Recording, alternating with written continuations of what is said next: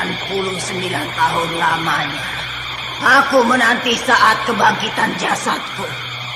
Kini keinginanku menjadi kenyataan. Rohku bangkit kembali.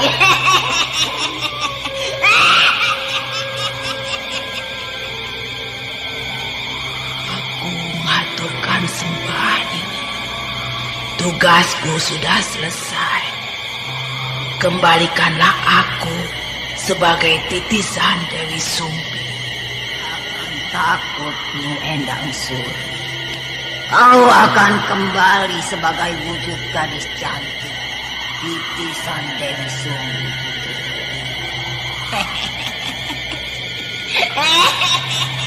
Terima kasih, Nini.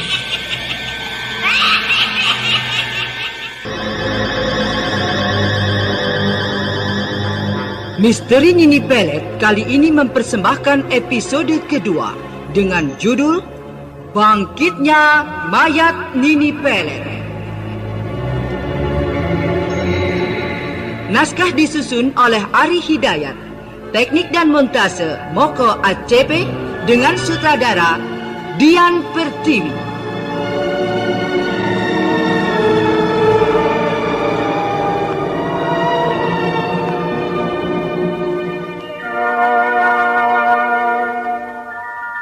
Dalam seri yang ke-14 ini didukung oleh para pemain Chris Urspon sebagai Jail Singgih, Eli Kusuma sebagai titisan Dewi Sumbi, Mogan sebagai Raga, Pak Tua oleh Hari Aki, Bambang Jeger sebagai Restu Singgih, Hana Pertiwi sebagai Nilam Cahya, Widari oleh Indrawati, dan Hastin Atas Asih pembawa cerita.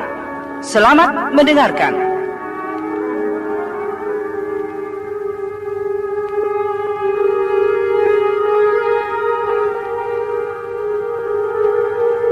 Pada bagian yang ke-13 telah dikisahkan bahwa Jail Singgih yang tengah bicara dengan Widari istrinya, keduanya menjadi terhenti karena mendengar suara pintu rumahnya diketuk orang.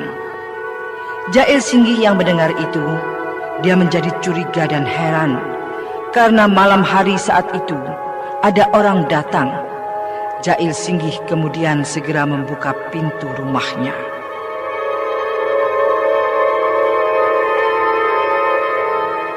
Nah, pendengar yang budiman, inilah Bangkitnya Mayat Nini Pelet bagian yang ke-14.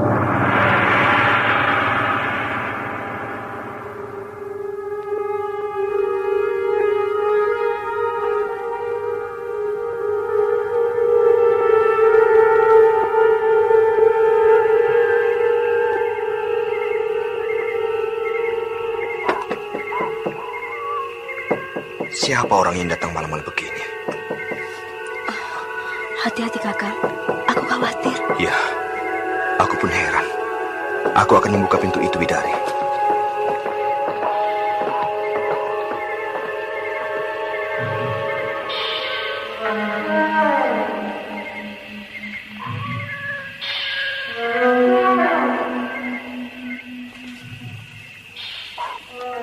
Siapa di luar? Aku, Den. Oh, suara itu sepertinya aku pernah kenal. Suara itu yang pernah aku temui di kandang kuda malam kemarin. Tapi orang itu tidak menampakkan diri. Lalu menghilang begitu saja. Siapa dia sebenarnya? Temuilah aku di belakang rumah ini, Den. Aku menunggumu di kuburan orang tuamu, Den. Aku diperintahkan menemui orang itu di belakang rumahku. Di dekat kuburan kedua orang tuaku itu.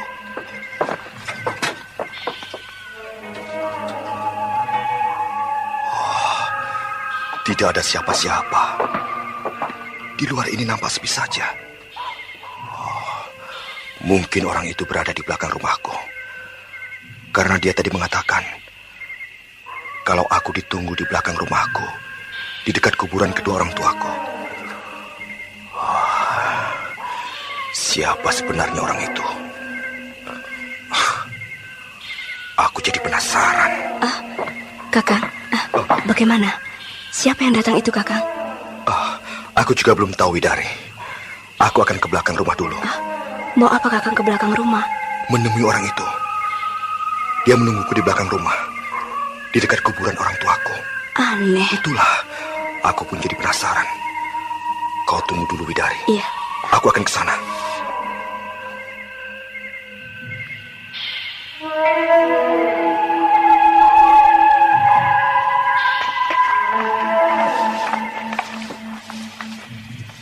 Di mana orang itu? Kenapa belakang rumahku ini nampak sepi saja? Di dekat kuburan kedua orang tuaku pun tiada siapa-siapa. Selamat malam, Den Jail. Hah? Kau siapa? Den Jail tidak mungkin mengenal siapa aku ini sebenarnya. Apalagi diriku dalam keadaan seperti ini, Den. Siapa kau sebenarnya? Apakah kau orang yang menyuruhku datang ke tempat ini? Benar, Den. Akulah yang menyuruh Den Jail datang kemari. Siapa orang itu? Wajahnya menakutkan sekali. Banyak ditumbuhi bisul-bisul besar bernanah. Aneh. Aku baru melihat orang itu. Den Jail memang tidak mungkin bisa mengenaliku lagi. Karena waktu itu Den Jail masih kecil. Tapi bagiku sebaliknya, walau Den Jail kini sudah jauh dewasa, aku masih kenal dengan Den Jail. Siapa kau ini sebenarnya, orang tua? Akulah Ki Rampus. Ki Rampus? Jadi, kau tidak mungkin. Bukankah Ki Rampus pembantuku dulu itu sudah lama mati? Itu tidak benar, Den Jail. Tidak benar bagaimana? Kedua kuburan yang ada di belakang rumahku itu kuburan yang kosong. Kuburan kosong? Iya, kuburan itu kuburan kosong. Semuanya itu hanya untuk agar anakku kelak dewasa tidak lagi mencari-cari aku. Jadi, kau ini benar-benar Ki Rampus pembantuku yang dulu? Iya, Den. Aku pergi dari desa Pleret ini semenjak istriku Nyi Endang Suri itu menghilang. Aku pun tidak tahu lagi kabar istriku itu dan juga anakku Raga. Raga? Anak itu masih hidup, Ki. Dia sudah menjadi seorang pemuda. Tapi kenapa, Den? Di mana dia kini? Dia telah menghilang sejak kejadian pembunuhan itu. Raga lari dari desa ini, Ki. Menghilang? Benar, Ki. Bagaimana kalau sebaiknya kita ke dalam rumahku saja? Di sini kurang enak rasanya. Saya yang menyuruh Den Jail ke tempat ini. Itu berarti saya menyukai tempat ini, Den. Apa alasannya saya disuruh datang ke tempat ini? Hanya saling mengingatkan, Den. Den Jail lihat, kedua kuburan yang nampak di hadapan kita itu adalah kuburan orang tua Den Jail. Dialah orang-orang yang sangat aku cintai. Ki Rebon Singgi dan Nyai Rara Ningrum. Kedua orang tuamu itu, Den. Kematiannya pun tidak aku ketahui. Namun, aku lebih mengetahui kalau kedua majikanku yang aku cintai itu sudah lama mati.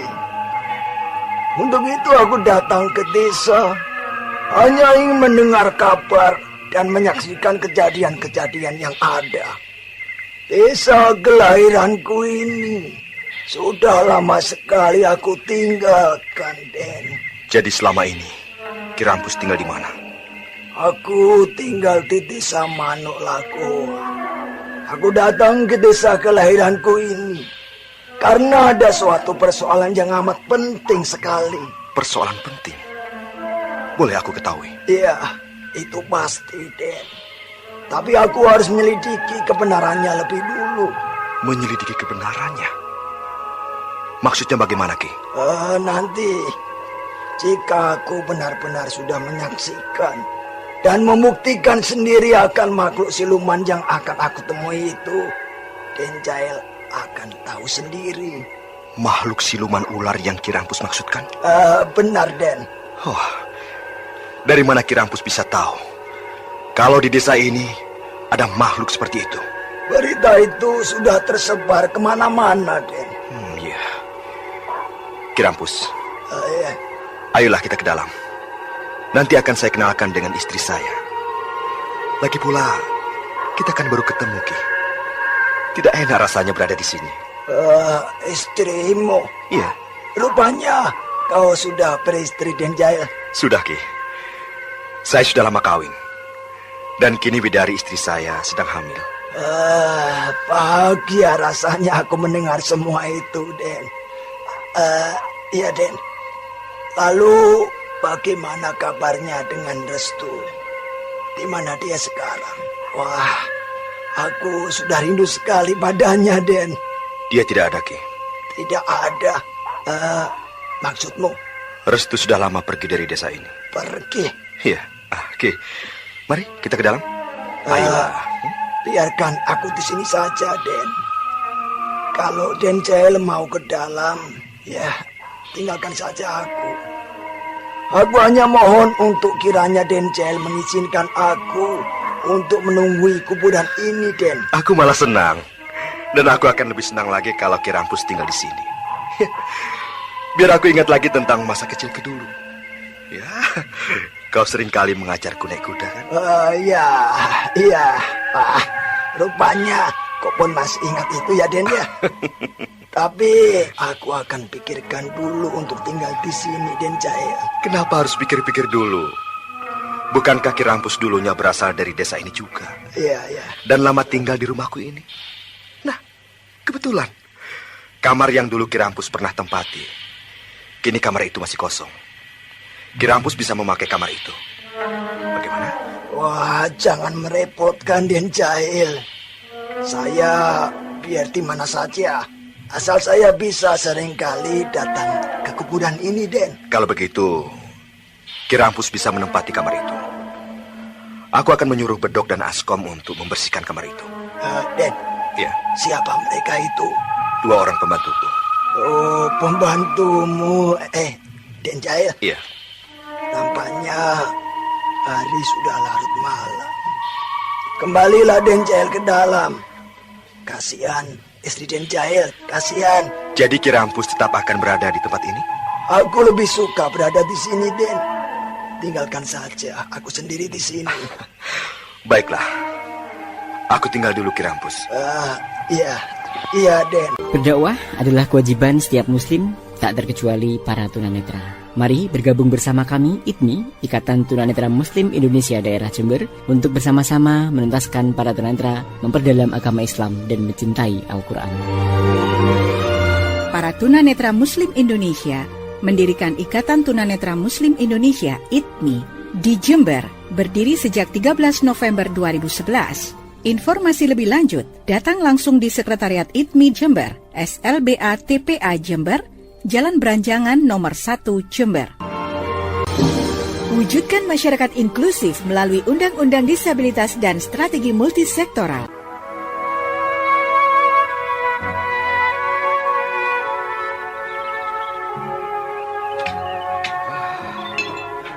Kejadian semalam itu kok benar-benar aneh. Aku tidak habis pikir rasanya. Nyai Dewi Sumbi dan pemuda itu, aku lihat wujudnya berubah menjadi makhluk siluman ular berkepala manusia. Juga nenek tua yang bersama bersama mereka itu. Nah, tapi anehnya, ketika aku kembali melihat mereka, lah kok malah mereka sudah tertidur pulas dalam wujud manusia biasa. Selamat pagi, Pak Tua. Weh, Nyai, selamat pagi. Ini baru beres-beres. Lah kok sudah bangun pagi-pagi? Saya sudah sejak pagi tadi bangun. Oh, lalu pemuda teman Nyai itu di mana? Hah? Dia sedang mandi, Pak. Oh, sedang mandi.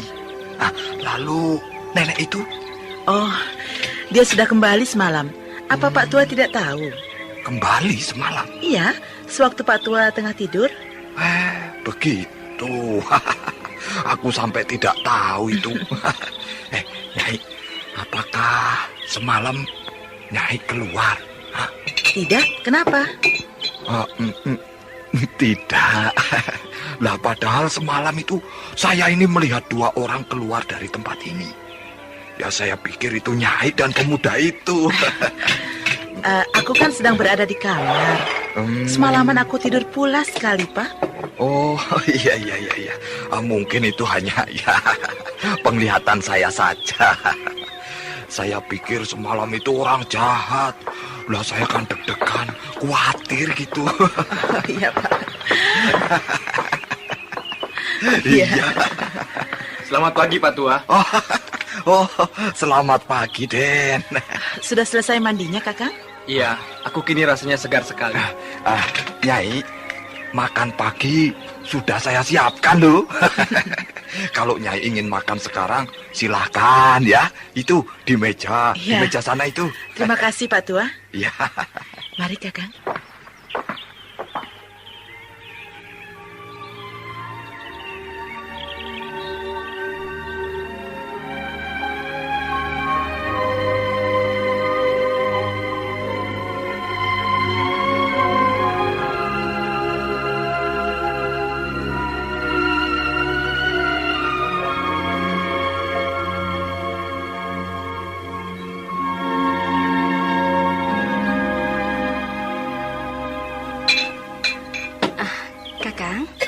Pagi sudah siap.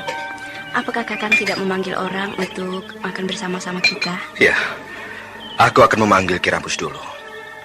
Kita makan sama-sama dengan dia, Bidari. Biar kau sekalian aku kenalkan dengan dia. Iya.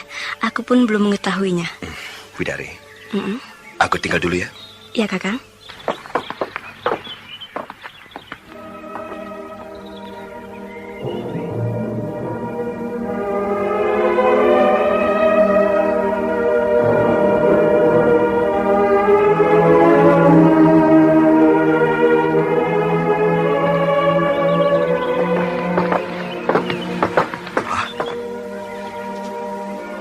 Tidak ada.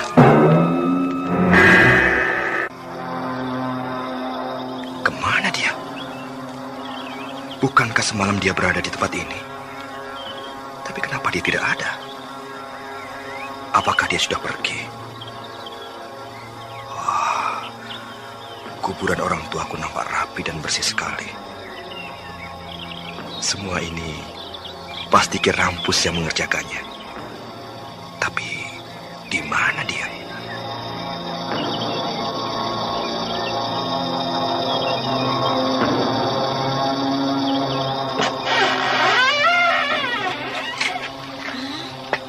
Kau, Kang?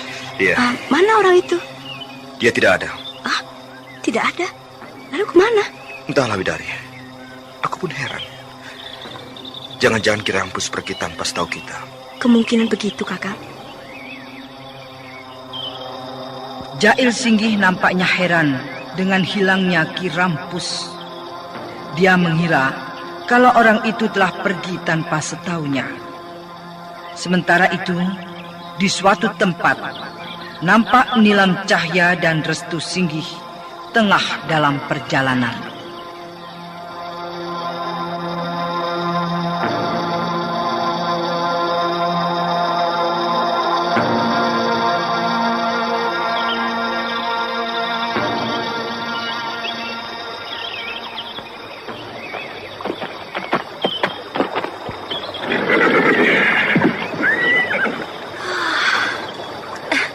Sudah lama sekali rasanya kita baru berada di alam bebas ini kembali. Ya, sejak sekian lama kita berada di dalam gua itu, kita hampir tidak pernah menyaksikan alam bebas ini. Iya. Setelah sekian lama kita ditempa Eyang Ki Buyut Manguntapa di dalam gua itu. Akhirnya kita kini turun kembali. Restu, nampaknya air sungai itu jernih dan segar. Bagaimana kalau kita bersihkan badan kita dulu? Kau ingin mandi di sungai itu? Iya. Tapi kau jangan berada di sini ya. Kau harus sembunyi di tempat yang jauh. jangan sekali-kali kau mengintaiku. Oh, kau takut aku intip? Aku tidak akan melihat kau mandi, Nila. Mandilah. Aku akan menunggu di tempat yang jauh. Iya, kau tunggu saja dulu. Setelah aku, baru kau. Ya sudah, mandi sana.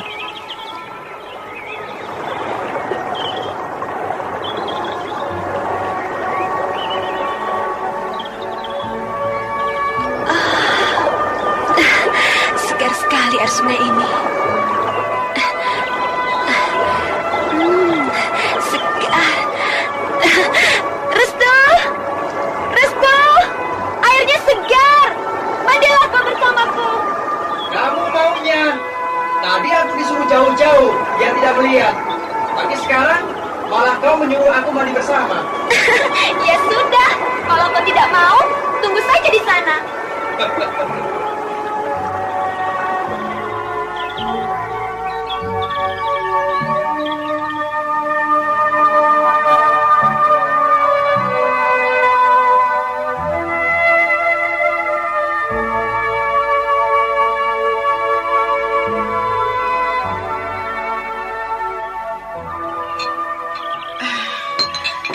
Rupanya arakmu ini rasanya tidak berubah, Pak Tua. Nikmat ya, Nyai. Rasanya masih tetap seperti dulu. Nikmat. Kakang, ayo minumlah. Sejak tadi aku lihat kau tidak menyentuh-nyentuh arak itu. Aku tidak suka minum arak, Dewi. Oh, begitu. Pak Tua. Iya, Nyai. Ada apa? Aku punya gagasan. Gagasan apa? Bagaimana kalau tempat ini kita jadikan tempat pelacuran? Walah, Nyai ini kok ngaco saja. Aku bicara sesungguhnya, Pak Tua. Aku punya rencana itu benar-benar matang. Wah, ya kalau Nyai mau tanggung jawab dalam usaha itu ya terserah saja. Saya hanya bisa menyediakan tempat ini. Yang penting bagi saya adalah keuntungannya itu besar. Oh iya. Itu soal mudah, Pak Tua. Bisa diatur, Pak Tua. Iya.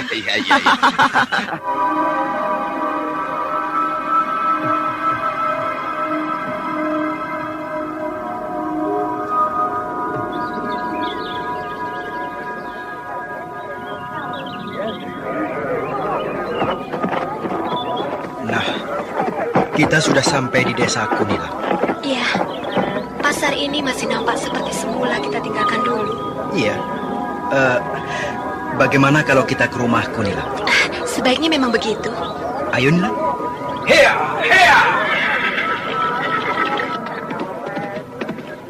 Persatuan Tunanetra Indonesia, Pertuni, di Kabupaten Jember, sejak berdirinya pada 1994, Pertuni Jember telah berhasil mengantarkan sebagian anggotanya menempuh pendidikan non-formal dan mengenyam pendidikan ke jenjang yang lebih tinggi. Informasi lebih lanjut datang langsung ke Sekretariat Pertuni, SLBA TPA Jember, Jalan Beranjangan 1, Jember. Mari sahabat tunanetra bergabung bersama kami di Pertuni Persatuan Tunanetra Indonesia sebagai wadah perjuangan para tunanetra Indonesia khususnya di Kabupaten Jember untuk menyamakan visi dan persepsi perjuangan kita memajukan tunanetra Indonesia Jember khususnya. Wujudkan masyarakat inklusif melalui Undang-Undang Disabilitas dan Strategi Multisektoral. Bagaimanakah kisah selanjutnya?